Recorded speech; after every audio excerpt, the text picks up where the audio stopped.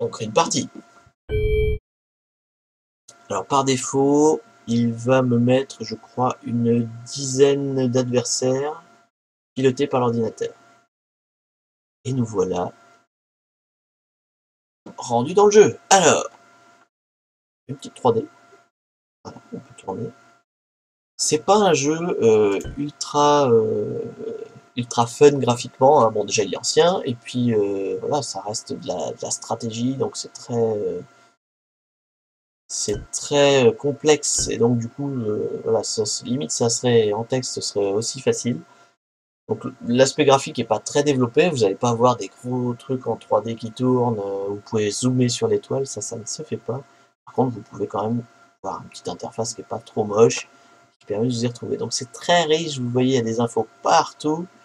On va essayer de détailler ça le plus tranquillement possible, sachant que euh, ça se découvre, hein, je peux pas tout vous expliquer, il y a beaucoup de choses. Et en plus, alors on va tout de suite aller dessus, il y a un point d'interrogation là, où vous avez accès à l'aide, et en fait c'est la description de tout ce qui se trouve dans le jeu, tous les composants, tous les caracs, enfin voilà, et vous avez même le manuel du jeu qui est là, donc vous pouvez carrément faire apparaître le PDF du mode d'emploi du jeu. Et en fait vous avez voilà tout ce que fait, enfin voilà, tout ce qu'il y a dans le jeu, vous avez le détail de à quoi ça sert, pourquoi, comment, tout est décrit. Et vous en avez bien besoin parce que je peux vous dire qu'il y a beaucoup de choses. Donc notre petite planète de départ, elle se trouve ici, elle est en bas, hein. Donc je le sais parce que voilà, il y a mon drapeau qui flotte dessus, il y a tout un tas d'icônes, et donc c'est celle-là, ma planète de départ, donc elle est décrite en dessous d'ailleurs. Comme c'est ma planète, mon monde natal, eh bien elle a le type de l'atmosphère qui me convient, donc c'est une planète rocheuse, c'est une planète recouverte d'atmosphère en méthane, et par contre les conditions sont pas terribles, une plaisante, ouais, c'est pas une super planète qui m'a filé, mais bon, voilà, c'est ma planète. Sur la carte, on voit aussi, en fait là, vous voyez le petit symbole rouge là, au-dessus de certaines planètes, ça veut dire qu'elles sont d'un type que je peux coloniser.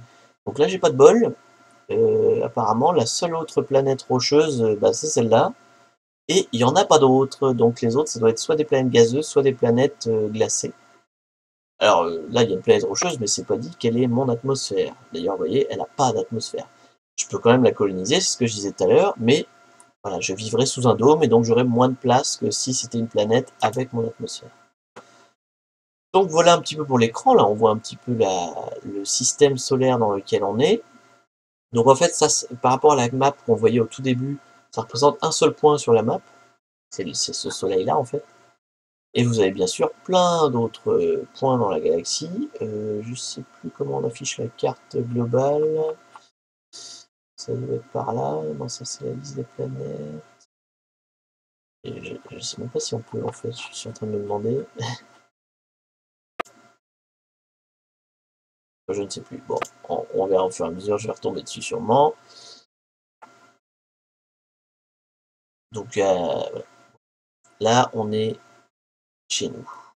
Donc, faisons un peu le tour des icônes. Donc en haut, vous avez le détail de voilà, votre nom d'empire. Il y a vous voyez, il y a une aide en survol qui est assez pratique, mine de rien. Donc le nom de votre empire, le nom de votre empereur, et à quelle date on est. Donc en fait, chaque tour de jeu correspond à une année. Donc là, on est en année 2400 et au prochain tour, on sera en 2401. Donc les ressources qu'on a, alors en fait au démarrage il nous file pas mal de ressources pour le premier tour, elles sont assez vite dépensées, mais bon voilà. Donc là on a, en fait il y a trois types de ressources, les minéraux, les végétaux, je sais pas comment on appelle ça, et le radioactif. Ouais, ça doit être organique ça, donc c'est minéraux, organiques et radioactifs. Et donc vous avez vu quand j'appuie dessus, j'en ai encore d'autres. Là c'est la recherche, les points de recherche, et ça c'est les points d'intelligence, donc d'espionnage. Voilà, là on a le temps du jeu. Depuis combien de temps? Combien de temps je joue? Ah non, c'est le temps réel, oui, il est 10h30, c'est l'horloge. Là mon chef, voilà, bon, il n'y a rien d'autre. Ensuite, alors là on a un petit descriptif de de toutes les modificateurs liés à ce système-là. Bon, là, je suis dans un système assez basique qui normalement est bien fourni, donc tout ça c'est que des bonus. Comme c'est voilà, tous les points toutes les ressources qui sont collectées là sont transférées à l'Empire parce qu'il y a un astroport dans ce système.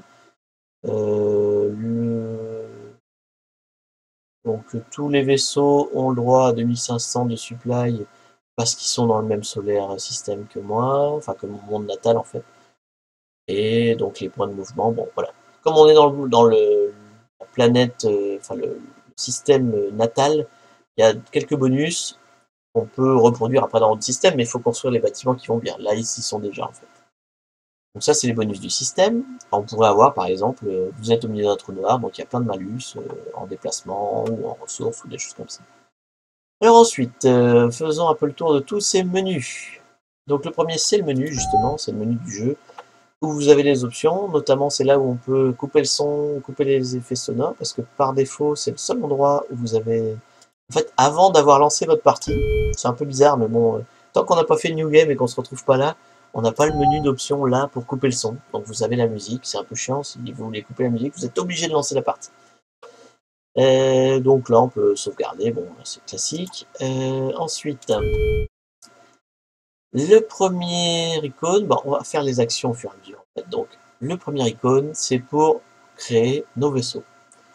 Il faut savoir que tout est paramétrable, donc par défaut, vous n'avez aucun design de vaisseau. Vos vaisseaux, si vous voulez construire un vaisseau, il faut d'abord expliquer au jeu comment vous voulez le construire, quels composants, à quel endroit, etc.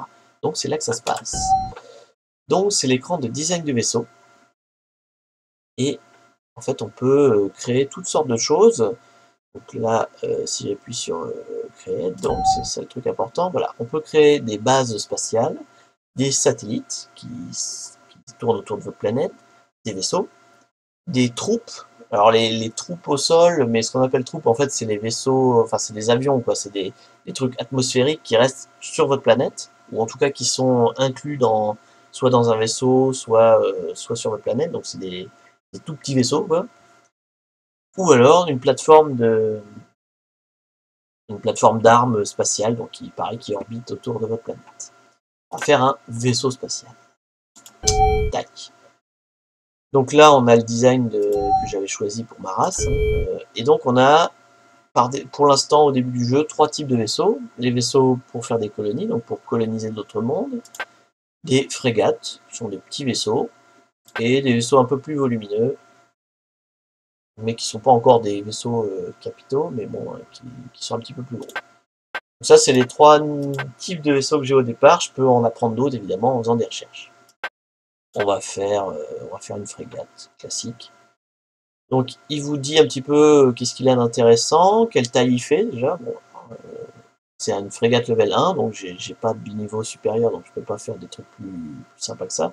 Donc, la taille du vaisseau, le type, combien de ressources il va coûter pour être construit. Alors là, c'est le vaisseau nu, hein, donc ça coûte 200 minéraux, 50 organiques, 50 radioactifs pour être construit si je mettais rien dedans. Bon, c'est un peu con, il y aura forcément des trucs en plus. Et le coût de maintenance, pareil, à vide. Les petits bonus quand ils en ont, donc là, comme c'est un petit vaisseau, bah voilà, il a 30% de chance de moins se faire toucher au combat. Et là, tout ce qu'il faut mettre dans le vaisseau, minimum. C'est-à-dire que pour construire un vaisseau, il y a des choses minimales, du style un équipage, sauf si vous avez des ordinateurs, mais au départ, un équipage, de quoi nourrir l'équipage, des choses comme ça. Donc, on va faire un vaisseau, et là, voilà, on arrive dans la partie design, où vous avez tous les composants de votre vaisseau, enfin, tous les composants possibles de votre race et de votre niveau actuel de recherche, et où vous voulez les mettre. Donc, avec tous les emplacements où c'est possible de les mettre, sachant que là, vous voyez tout ça, mais il y a aussi le middle decks. Donc, en fait, il y a 3 niveaux, quoi, en fait. Il y a upper, middle, lower. Donc, il y a beaucoup de cases possibles pour remplir ce vaisseau. Donc là, on a un récap notamment du coût, où on en est, de combien ça coûte. Donc là, on a tous les composants qui vont avec. Et là, un petit détail sur, attention, vous avez oublié de mettre telle ou telle chose dans votre vaisseau. Donc par exemple, si je veux mettre de l'armure, c'est ce composant-là. Alors, armure donc de 5 kilotonnes. Alors, ça prend 5 kilotonnes sur votre vaisseau. Sachant que le vaisseau, il peut en accepter 250, et comme c'est une armure, ça doit être dans une case armure, donc c'est les violettes. Par exemple, voilà, j'ai mis une armure là. Donc c'est bien sur le niveau supérieur, donc j'ai le middle et le lower qui sont vides. Donc voilà, ça a rempli, j'ai occupé 5 tonnes sur les 250 possibles de mon vaisseau. Je vois que le coût a augmenté, hein, il était à 200, il est à 225. Et si je veux savoir ce que fait l'armure, bah, je fais un clic bouton droit sur l'armure et ça me dit à quoi ça sert. Ça apporte de la protection armure, donc ce n'est pas très, très intéressant, mais j'ai pas de bouclier à ce stade-là du jeu. Et donc voilà, faut tout remplir. Alors comme c'est un peu chiant, quand même, au début en tout cas, parce que vous ne connaissez pas forcément ce qui fait qu'un vaisseau est intéressant ou pas, vous avez un super bouton qui s'appelle Autocomplete. Donc vous appuyez sur Autocomplete, il vous demande quel genre de vaisseau c'est. Il y a tout un tas de précaux déjà faites. Donc moi par exemple c'est un vaisseau d'attaque. Je fais OK. Et hop, il me l'a déjà rempli avec tout ce qui est indispensable pour, enfin selon lui, pour un vaisseau d'attaque. En général, les recommandations sont sympas. Après, vous pouvez avoir envie de les modifier pour des raisons très très précises. Par exemple, en tout début de jeu, si j'avais voulu faire par exemple un vaisseau de colonie pour aller coloniser la planète qui se trouve dans le même système que moi, bon, on est en tout début de jeu, j'ai pas beaucoup de ressources. J'aurais pu faire un vaisseau où par exemple je mets pas autant de moteurs que la version recommandée parce que je sais que la planète est pas loin, donc voilà, j'ai pas besoin de faire un vaisseau surpuissant. Donc on n'est pas obligé à chaque fois de tout remplir le vaisseau parce que d'abord ça coûte. Allez, là ça va me coûter 5000 en minéraux, mine de rien c'est beaucoup plus qu'au départ. Et je sais pas combien j'ai, là j'ai pas encore regardé, mais j'ai peut-être pas la capacité de produire ça actuellement. Donc faut peut-être pas que je fasse un design trop riche. Donc là il m'a mis des armures, ça c'est des canons. Là il y a des monitoring de combat, il y a des senseurs de pas combat aussi, parce que en fait pendant les combats, donc ça vous donne des bonus de combat, les senseurs de combat. Il y a aussi des senseurs normaux quoi, qui vous permettent de voir autour de vous en fait quand vous vous déplacez sur la carte, il y a un brouillard de guerre.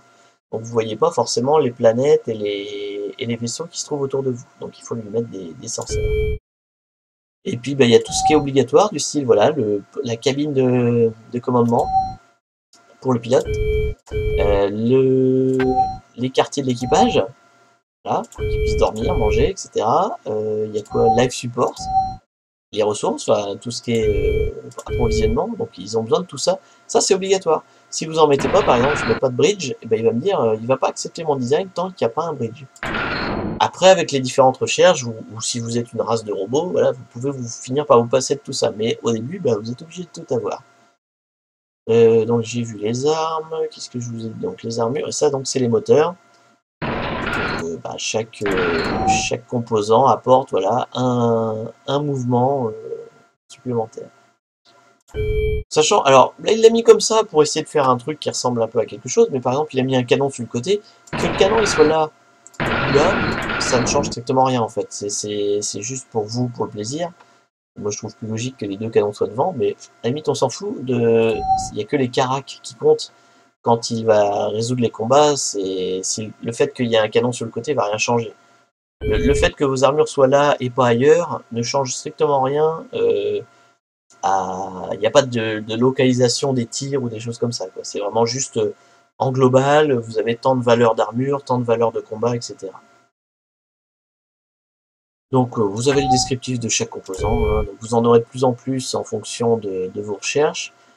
Par exemple, là on voit, j'ai le composant pour coloniser une planète rocheuse, c'est ce que je vous disais, je l'ai par défaut, puisque j'ai accepté de faire des planètes rocheuses, enfin que ce soit ma planète natale. J'ai pas le composant pour faire de la glace ou pour faire des gaz par exemple, donc ça il faut aller le rechercher.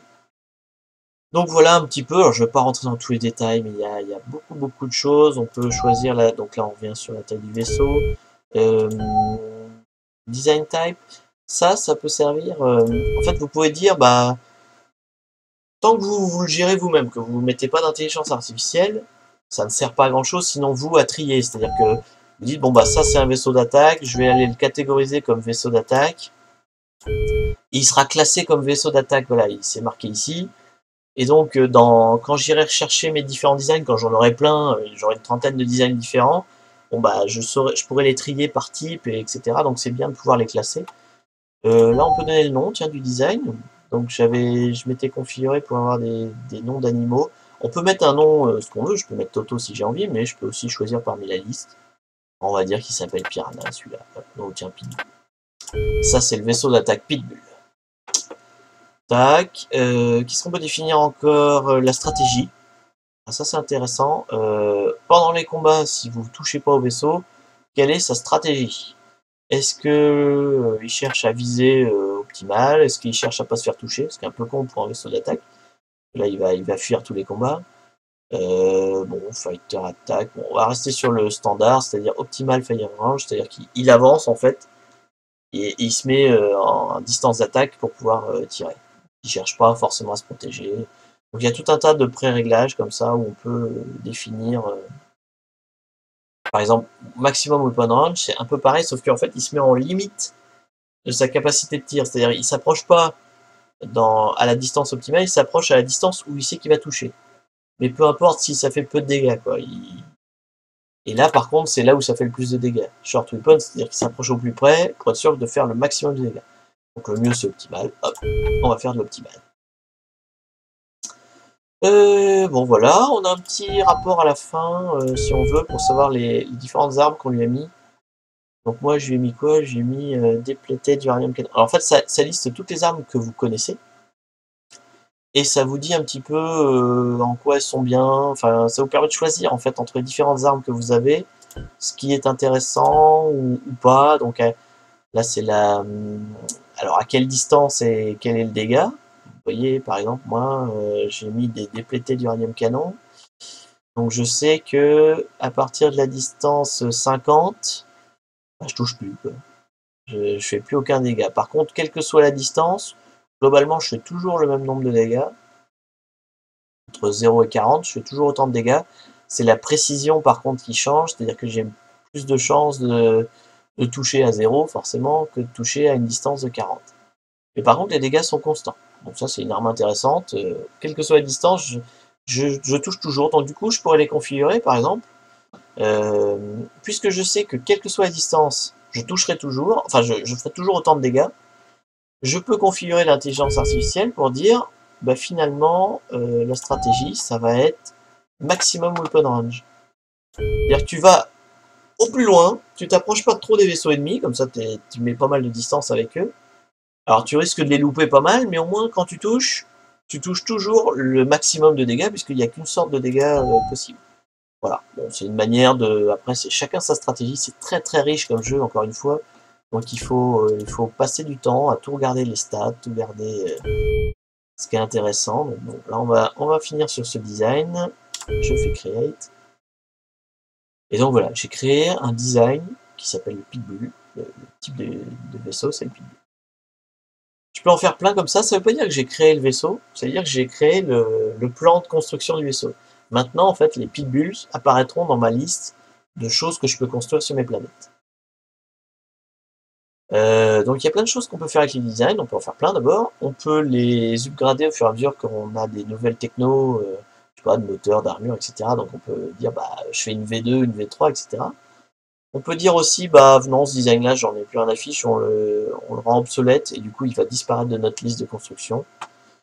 Enfin, voilà, on peut bricoler comme ça pas mal de choses et à la fin donc on peut faire autant de design qu'on veut, et à la fin on a un simulateur. Donc Ground c'est pour les unités au sol, Space c'est pour les vaisseaux, où en fait on peut tester les designs qu'on a fait. Donc par exemple, je peux dire bah je vais tester un pitbull contre un autre pitbull. Tiens, hop, voilà. Deux pitbulls en train de se battre. Qu'est-ce que ça donne? Et donc, tac tac tac, on va faire un. Je crois que c'est tactical. Euh, Non, alors c'est stratégique. Parce qu'en fait, il y a deux modes de combat dans le jeu. Le tactical, c'est vous donner des ordres au fur et à mesure. Ouais, on va rester en tactical. Ça, vous allez voir des trucs. On voit le combat en fait. En tactical, on voit le combat et on peut agir dessus. En stratégique, vous avez juste le résultat. On va faire un tactical pour que vous voyez un peu à quoi ça ressemble.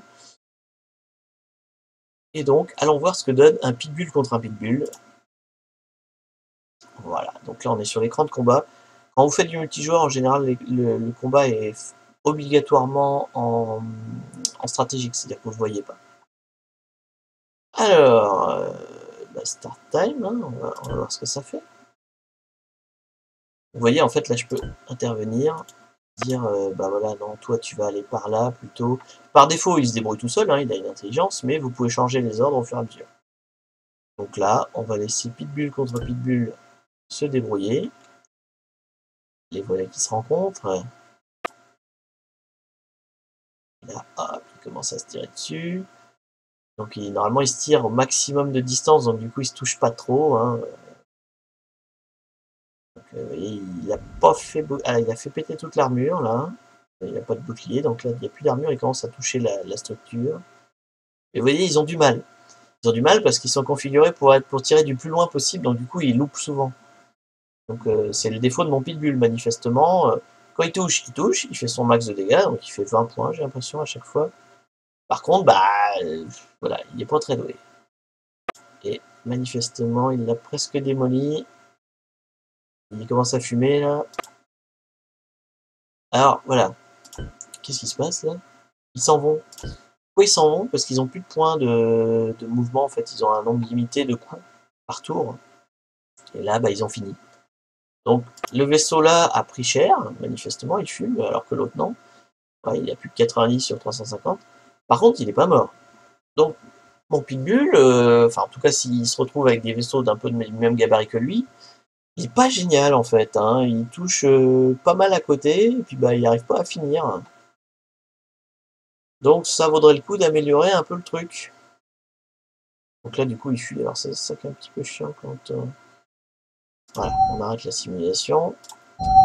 Et donc on voit que c'est pas terrible mon design au final, il touche pas beaucoup, en tout cas il finit pas quoi. Donc ça vaudrait le coup de changer la stratégie de mon design. Et de lui dire plutôt, bah mets-toi en mode optimal. Comme ça, tu es sûr de toucher. Et ça paraît plus sympa finalement. Donc, voyons voir si ça joue mieux. Donc là, il y aurait plus bourrin normalement. Et il va chercher le frontal. Alors, après, bon, les armes sont peut-être pas assez puissantes pour que ça touche plus. Mais bon. Allez, là, ça touche à chaque fois. Enfin, quasi à chaque fois, mais il se loupe beaucoup moins. On va voir du coup, s'il se loupe beaucoup moins, il va peut-être avoir plus de réussite dans le... En vrai, il tire 2 fois, hein, il a 2 canons. Et je les ai mis devant, mais vous voyez, il tire aussi du côté. Hein, donc le placement des canons n'a pas d'influence. Est-ce qu'ils vont réussir à finir? Ah, lui, il n'a plus de mouvement, donc il a tout consommé. Lui, il lui en reste un petit peu. Et il ne va pas arriver à le finir. Je crois pas qu'il va arriver à se finir encore. Hein. Même en changeant de stratégie, le résultat est un peu le même finalement. Hein. Ouais. Sauf qu'il a pris, enfin, il a pris plus cher finalement l'attaquant, donc enfin celui qui s'en est sorti. Ouais, là les deux vaisseaux sont plus abîmés, donc à voir. Ça a pas, il n'a pas réussi à le finir et il a pris plus de dégâts. Donc au final, vous voyez, comme que la simulation ça sert, bah finalement l'autre stratégie était mieux. Bon, allez, on arrête avec les designs, donc on peut comme ça faire plein de choses. C'est une simu, hein, donc on peut y aller. C'était le premier icône. Bon, on va aller plus vite sur les autres. Ça, c'est un icône fondamental. De toute façon, le design des vaisseaux, c'est